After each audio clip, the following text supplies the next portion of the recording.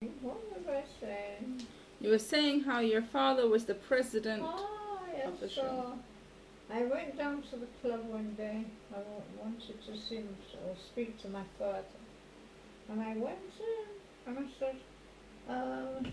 And they all knew me, they all knew my father. They knew I was my father's daughter. And I went in, and for some reason I said, I didn't say, is my father here? Have you seen my father? I said, is Mr. Rampley? Anyway, so my father, he had brothers, who was Uncle Izzy, same as the other night. I can't remember what the other uncle was called. There was another uncle I can't. Uncle Horace. Horace, I don't know what his Jewish name was. And they didn't live in Manchester? No, they were from Liverpool. My mother's family were from Manchester. My father's family was from Liverpool. So there was Uncle Izzy, Uncle Horace, Uncle Robert,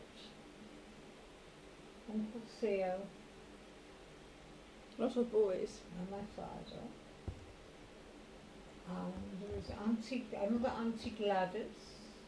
Was that a big name in them days? Sorry? Was that a big name? Oh, my grandfather. You also said there was an Auntie Ethel as well. Very late. He was a big furniture manufacturer. And came Shabbos, and my father was about 11 years of age. And he went to shul on Shabbos with his father, etc., and maybe the rest of the other boys as well. But he was the one that was told, when shul was finished, to stay behind. He was going to go on the floor, to stay behind, and anybody who had, any stranger or anyone who didn't have a place to eat, You could invite them over? he must bring him home. So my father used to wait until everybody was on their way out. And when he discovered there was somebody who had nowhere to eat for Shabbos, he used to take him home. That's very nice. Yeah, he was given good cover. Oh, Hashem. Now he had sisters. Auntie Ethel, Auntie Gladys, a Gladys and an Ethel, and so did my father have a Gladys and an It was a very big name then. I don't know. And he also had a sister, Auntie Stella, and Auntie Doris. I don't know. That phone is driving me sugar. I know, I'm going to just leave it And in there. so are you driving me sugar. Let's just leave it like that. Hopefully you can hear it very well. It's not very straight. If you straighten it up, it might be the camera sloping down. That's better. Anyway, that is all I can think of once. In Southport, during the war, I think they moved from Liverpool to Southport. And I was only a little girl. And the rooms appeared to be huge. And the tables seemed to be very, very, very, very long. To a child's eyes. Looks big. An adult's eyes are very different. But this is what I remember. And I remember this man was sat at the top of the table. There was only him sat at that table, nobody else. And that was my grandfather. And that is all I remember of him. My grandmother, I did not know. She has passed away before I was born. If you don't mind if I look to see, It's okay. and if it's somebody who, Important looking for the... let us have a look. Oh, right. That is what I can tell you about them. As I said, my father's side of the family were in the furniture business. Frames, this is a chair. the frame. This is a frame actually underneath here. Then you've got a cover over it. Is that from your parents? This no. This chair, my husband, many years after my parents, my grandparents are gone, my husband, May he rest in peace. Amen, went into a house about 3 or 4 houses down from where we lived. And she was selling off her stuff. She was moving, or she had already passed on, one or the other. Mm-hmm. And they asked him to clear the house. He did all sorts of jobs, my husband. And he collected this chair, and he brought it home. And he sprayed painted it, as you can see. I Looks don't very. remember what the colour was before. Might be in white. I don't know, he made quite a good job of it on the whole, all that. You just ask away any questions you would like to ask. One thing special about your mum. Oh, everything was special about my mum. My mum, we don't know what she survived on, because she just appeared to drink cups of tea and eat cream crackers. And what would happen on Shabbos? On Shabbos, my father said to her, unless you eat, I am not eating. So she ate. So, I don't remember. I presume she must have made an attempt to eat. But my mother was always the first one up in the morning. And she would wake us children up, her children, for school. And by this time, by the time we came downstairs, she probably already had 2 or 3 cups of tea. And then she gave us breakfast. I don't remember. And then she'd have more tea, and more tea. And then later on, she would wake up my father, and he would come down and he'd go into his business, and etc., etc. And one amazing thing about your father, and one special thing about your father. He was special. He was one, as I say, he was president, warden of the shul, and the president, and something else in the club, the Jewish club. And everybody respected him. He was quiet. He wasn't loud. He was quiet, unassuming person. And anybody who had problems with anybody else in the Kehillah, they used to go to my father to sort out the problems between them. He was a peacemaker, my father. He would make peace between this one and that one on the house of business. And he would spend time, talk with me, when he made peace between them. That's very nice. Yes. I had wonderful parents. Wonderful, wonderful parents. On the same way, I have wonderful, wonderful children. Oh, Hashem. You're very lucky. I am lucky is not the word. I am very, very well blessed. Always have been. And am. And in Mitzvah will be. Now tell us, there was you and your sister. Correct. Just the two of us. Now we never got on. Yes. Auntie Lila, who went by Rachel Leila. Phone froze. There you go. Oh dear. There you I go. repeated. She passed on. Yes. She passed on about 2 years ago. I think it might be coming up to the 3rd year. I'm not very sure. I could look on my lower and tell you. It's okay. If you'd like me to do that, I can do that. It's okay. But it's okay, then it's okay. Then there was you, Yitzchak Moshe, Yes. because your parents wanted a boy. Now, we don't know that. We are only assuming that. Unless they wanted to give a name. This is what we've always assumed. They had my sister, who was a girl. My grandfather, who I think was lived in the same year, Maybe they wanted to give him a name. Mm.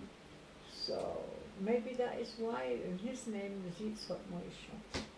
And maybe that was why they called me Yitzhak Moshe. On a Shabbos afternoon, in the shul, there I was what, 9, 10 years of age, something like that. And they used to have a group every Shabbos group. So I used to go along. Now it would depend who the madrich was as to whether you would call it BA or Haponim. The group was basically the same. The children that went were the same. It was just a different madrich, and as I say, one would be maybe a Haponim, and the other one would be an Akiva. Anyway, so, but for that group, they used to call us all by our Hebrew names. So what am I going to tell them? I'll call you Tzatmoisha and be laughed at by all the other children. So I call myself Masha. Not Irena Masha, Just Masha. just Masha. And then how did you change your name to Irena Masha?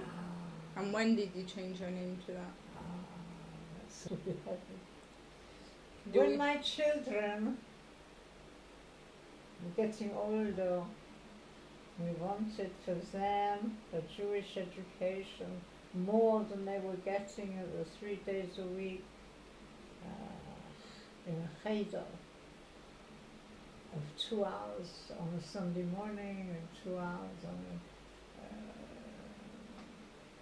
Thursday and maybe a Tuesday after school. We wanted them to have a bit more.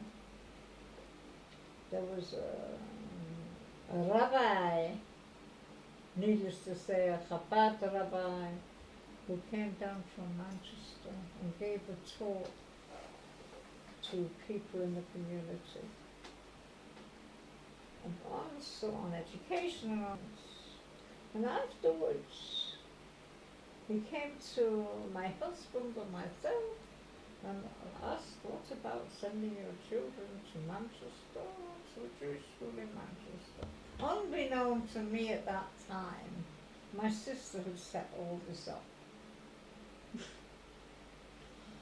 She had spoken with somebody she knew from Manchester, who spoke to this rabbi. And between the three of them, they do not harm yourself, it's not allowed. It's okay. And between the three of them, they conjured up this story. He said he's going to, this rabbi said he's going to open a school in Manchester. And what about my children coming there? Well, of course, we're very happy to hear this because my children were not really getting the education they should have been getting if it wasn't enough. So we agreed. And time is getting nearer, but it meant us selling the house and moving to Manchester. Well, it didn't work out straight away. These things can't be done overnight. So when the time came that it was supposed to be opening, well, the school wasn't quite ready to be opened yet. So to cut a long story short, what was the question you asked me? I asked you, how did you change your name officially from Yitzhak Moshe to Irena Masha?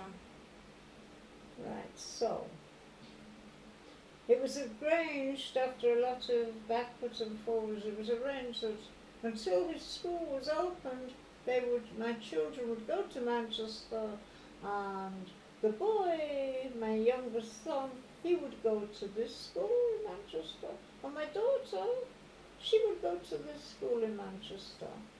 They was out in school. He was already too old. He couldn't change him. It would have disrupted his whole education. So what happened was they went to stay with a family in Manchester.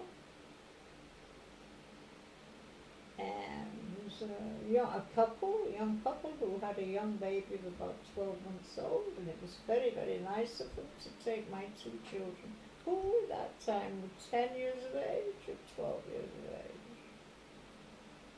We used to take them down to Manchester on a Sunday.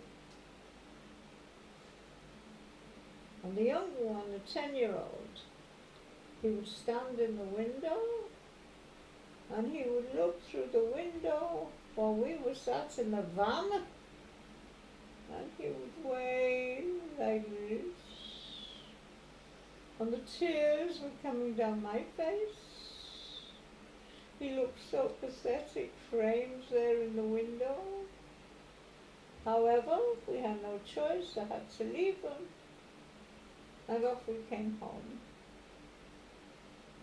You was really 10 years old? Sorry?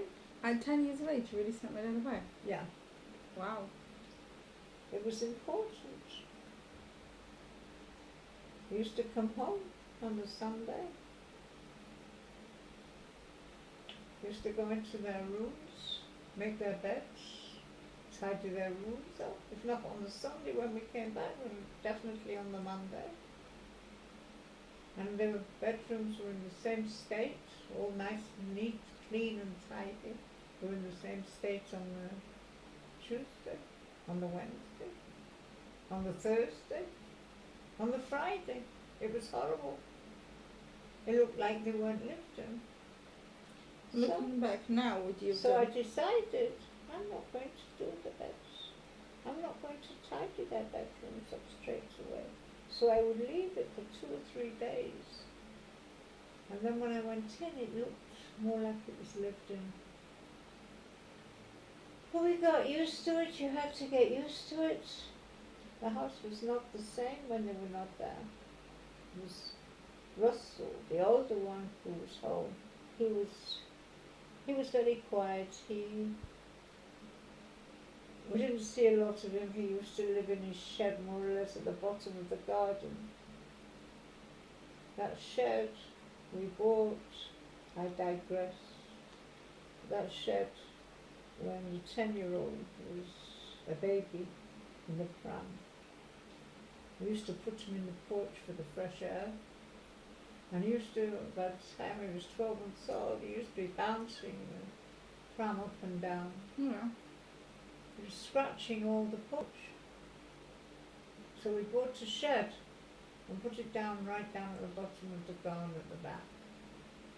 So if the weather was bad, You stuck he him in there. would be in there with the door open and he was still getting the fresh air.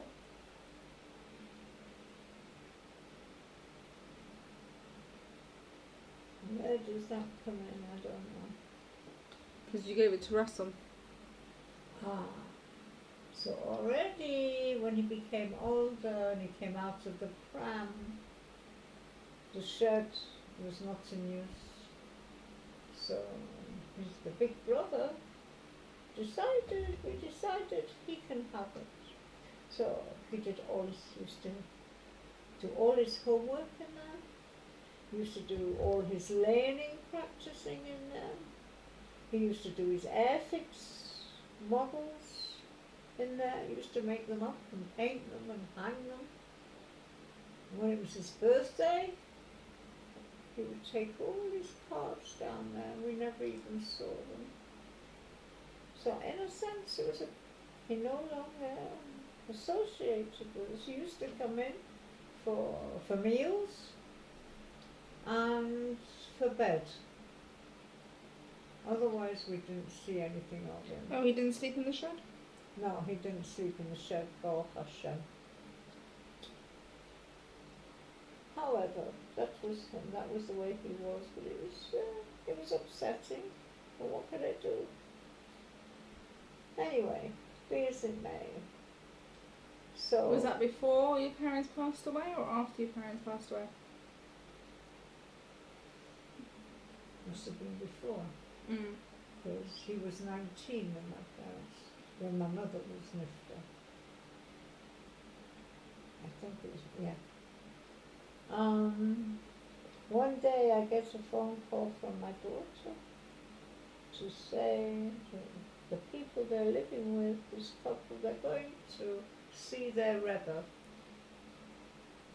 And they want to ask for a bracha for the parents, for like us, and my children, etc. What is my Hebrew name? So I told my daughter Your Hebrew name? what my Hebrew name was. And all of a sudden, I hear this roar of laughter.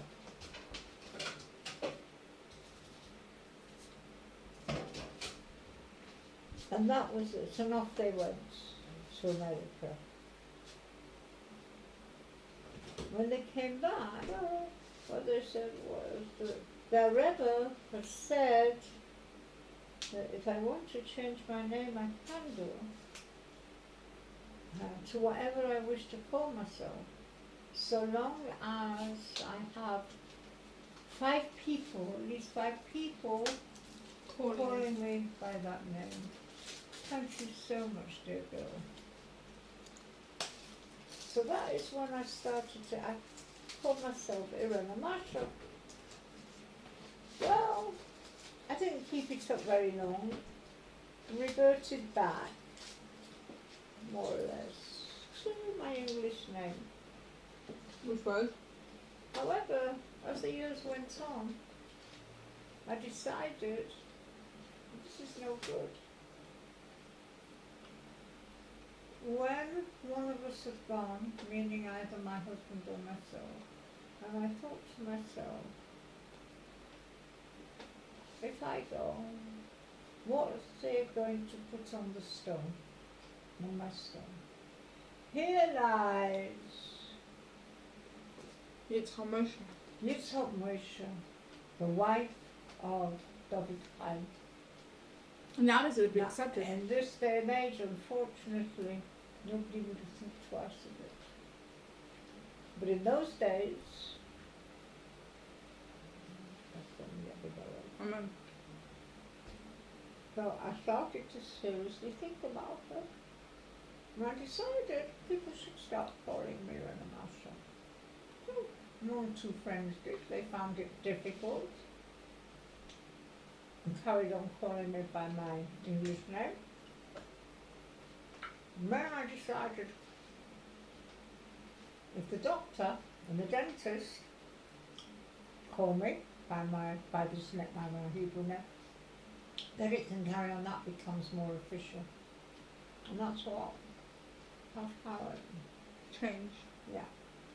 And I think there's enough people today that call me by my Hebrew name. My daughter has a doesn't matter. My daughter has a bit of a problem with it. What? Passport. It has my English name.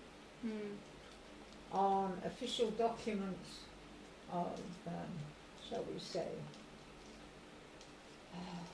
electric gas, I think it's in my English name. So I've got 2 names, so what? Not so terrible.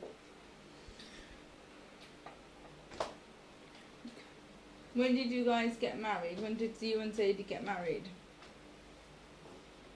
Lampa Oma, 19? 60. I don't know what the Hebrew date was. 1960. And the English date of Lampa Oma, And you got married in Manchester? no. In Blackpool? In Blackpool Shore. And then we went to St Anne's for the reception or dinner or whatever it was we had. And the weather was beautiful, absolutely beautiful. It was sun shining, a nice breeze, not too hot, not too cold. It was a beautiful day. You lived in Blackpool for how long? We lived in Blackpool until my oldest child was 16. So you had 3 children. Yes, Baruch Hashem, the Baruch best Hashem. children you could possibly wish to find. Russell was your eldest. Before Ariel, yeah, How many years later did you have your next? 3 3/4. You had? Sarah Chava. Who goes by? Sarah. Sarah. Not Stacey? I call her Stacey. They are all as precious to me as each one as the other. What And was he is called Ilan Shlomo Zerubbabel Ben Yerumasha. and he lives in Eretz Yisrael. I think so. I am not very sure where he actually resides. That's where he's supposed to be living. But he's so back and forth. He should be gesund. And your daughter Auntie Stacey, Oh, Auntie another Sarah, wonderful child. Live- Horror. lives where? She lives in good old Manchester. And If she had a way, if it was up to her, she would be living in Israel, in Eretz Israel. one day she shall join us And in Eretz in Yisrael. Yitzhak. It's Hashem B'Karov. And then you have Russell, who lives in. Before Larry Lane, he lives in London. And Russell has Another wonderful boy. how many children he has? Oh, Leanne Horror. He has his oldest, his little Miriam Masada Shoshana. Basically, we call her Gabs. Gabriella, Susanna. Oh, Gabriella, Methodi, Susanna.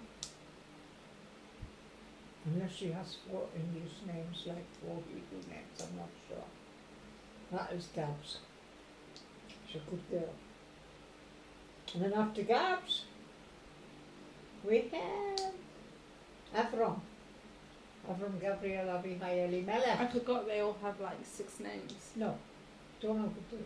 4. 4, okay. Avram Gabriel Abihail. I did one less. He did 3. My dad only did 1 less. I thought he did a lot, my dad. No dad. He did 3 on each name. Oh, that's the way it works out. And we call him Avi, another very good boy. And then we have Aaron Yisrael Gamliel Zerubbabel. And that is Aaron. Jamie. Jamie. Jamie. Then we have He's also, I think, got 3 or 4 English names, but I can't remember. Turned out from Baruch Hashem. And then we have the baby of the family. The baby of the family is already 20, Kenahara. And that is Ariel Zavul and Gadi Omeya. And those are the 4 children. And then a big bracha. My son and his wife, my son Rafael Ariel and his wife, they became grandparents years ago to a young man called